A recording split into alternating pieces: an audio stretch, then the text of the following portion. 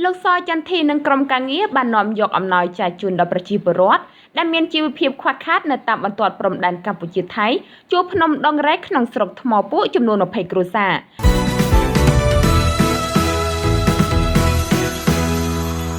ដែលអនុវត្តតាមការណែនាំរបស់ឯកឧត្តមបណ្ឌិតសុកច័ន្ទភក្តីប្រធានសមាគមសម្ព័ន្ធយុវជនដើម្បីសន្តិភាពនិងលោកបណ្ឌិតឌឹមសុខុនអគ្គលេខាធិការសមាគមនាព្រឹកថ្ងៃទី27ខែមេសាឆ្នាំ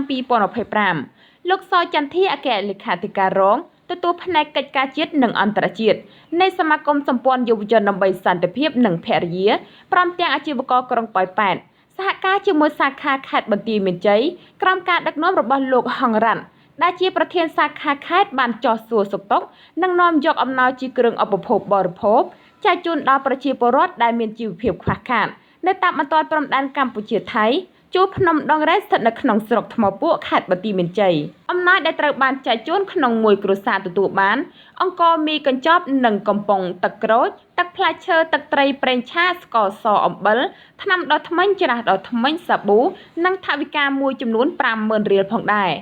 នេះឱកាសនោះដែរលោកសចន្ទធីបានមានប្រសាសន៍ផ្ដាប់ផ្ញើសាកសួរសុខទុក្ខពីសំណាក់ឯកឧត្តមសុកច័ន្ទភក្តីប្រធានសមាគមសម្ព័ន្ធយុវជនដើម្បីសន្តិភាពនិងលោកបណ្ឌិតឌិនសុខុនអគ្គលេខាធិការសមាគមដែលតែងតែយកចិត្តទុកដាក់គិតគូរពីសុខទុក្ខរបស់បងប្អូនប្រជាពលរដ្ឋមិនប្រកាន់ពុទ្ធសាសន៍សម្បុរនិងនិន្នាការនយោបាយនោះឡើយ។